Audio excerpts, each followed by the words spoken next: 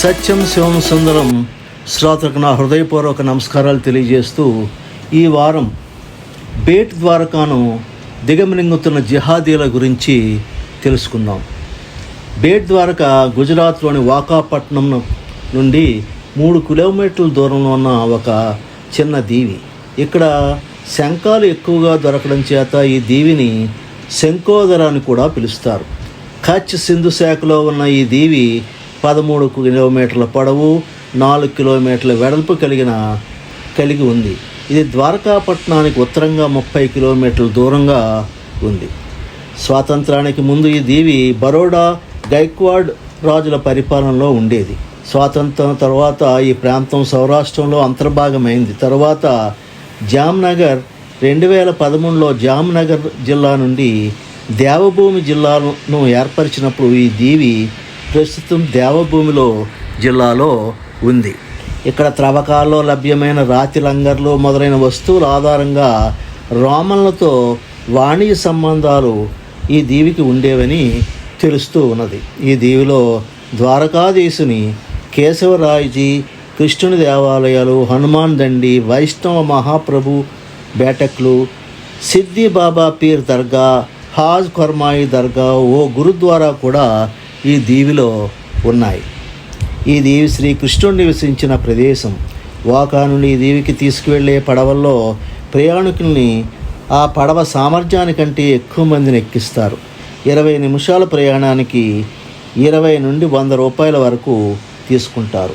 ఈ దీవి దేవాలయ పరిసరాలు పరిశుభ్రంగా లేరని తరచుగా యాత్రికులు చెప్తూ ఉంటారు. అయితే ఈ దీవికి జిహాదీల నుండి ఒక కొత్త ప్రమాదం ముంచుకొని వస్తుంది. అదేమిటో తెలుసుకుందాం. ఈ మధ్య గుజరాత్ పర్యటనలో ఉన్న ప్రధాని మోడీ ద్వారకలో పలు ప్రాజెక్టులను ప్రారంభించారు. అనంతరం సముద్రంలో మునిగిపోయిన ద్వారకా నగరాన్ని ఆయన సందర్శించారు. నీటిలో మునిగి ఉన్న ద్వారకా నగరంలో ప్రార్థన చేయడం చాలా దివ్యమైన అనుబంధం. నేను ఆధ్యాత్మిక వైభవం పురాతన యుగానికి కనెక్ట్ అయ్యానని చెప్పి ఆయన చెప్పడం జరిగింది. భగవాన్ శ్రీకృష్ణుడు మనందరినీ అనుగ్రహించాలి అని కోరుకుంటున్నానని ఒక ట్వీట్ చేశారు. మోడీ సముద్రంలో స్నానం చేసి ద్వారకాకి ఎందుకు వెళ్ళవలసి వచ్చింది? ఈ మధ్య ముస్లిం వక్ఫ్ బోర్డు గుజరాత్ హైకోర్టులో బేట్ ద్వారకాలో ఉన్న 2 ద్వీపాలు తమవేనని ఒక పిటిషన్ వేయడం జరిగింది. జస్టిస్ సంగీత్ విశాన్ గారు, మీరు ఏమనుకుంటున్నారో మీకు తెలుసా అని అడిగి, కృష్ణనగర్లో ఉన్న 2 దీవులు మీవి ఎలా అని చెప్పగలరు అని అడుగుతూ ఆ పిటిషన్ను తిరస్కరించారు. కొన్ని సంవత్సరాల క్రితం వరకు ఇక్కడ దాదాపు మొత్తం జనాభా హిందువులే. ఈ బేట్ ద్వారకా వాకా మున్సిపాలిటీకి చెందుతుంది. ఇక్కడికి చేరాలంటే నీటి మార్గం ద్వారానే. అందుకే ఇక్కడ మోటారు బోట్లను ఉపయోగిస్తున్నారు. ద్వారకాధీశుని యొక్క పురాతన ఆలయం ఇక్కడ ఉండేది. 5000 సంవత్సరాల క్రితం రుక్మిణీదేవి విగ్రహాన్ని ఇక్కడ ప్రతిష్ఠించారని ప్రజల నమ్మకం. సముద్రం చుట్టూ ఉన్న ఈ బేట్ ద్వారకా చాలా ప్రశాంతంగా ఉండేది. మెల్లగా చేపలు పట్టే ముస్లిములు ఇక్కడికి రావడం ప్రారంభించారు.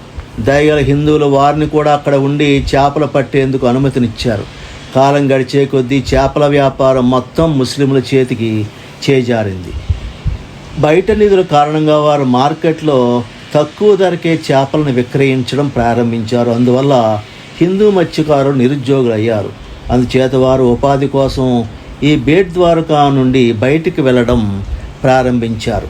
ఒకప్పుడు బేట్ ద్వారకా నుండి వాకాకు వెళ్ళాలంటే ఛార్జీ 8 రూపాయలు మాత్రమే. బోట్లన్నీ ముస్లింలు అవ్వడంతో వారు ఈ ఛార్జీలను 100 రూపాయలుగా చేశారు.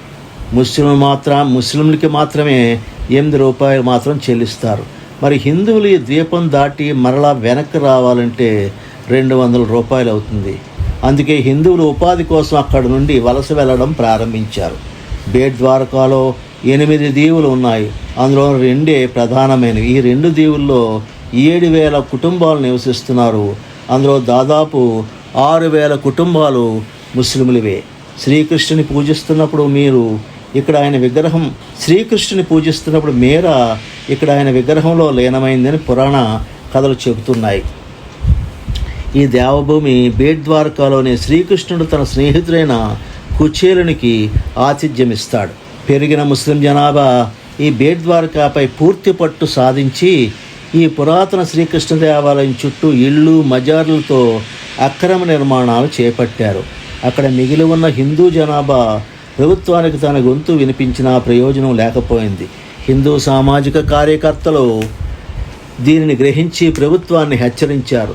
ప్రభుత్వం కూడా సానుకూలంగా స్పందించి ఓకాను బేట్ ద్వారకా దీపాన్ని కలుపుతూ 2.32 కిలోమీటర్ల సుదర్శన సేతు అనే వంతెనను 980 కోట్ల రూపాయల ఖర్చుతో నిర్మించడం జరిగింది.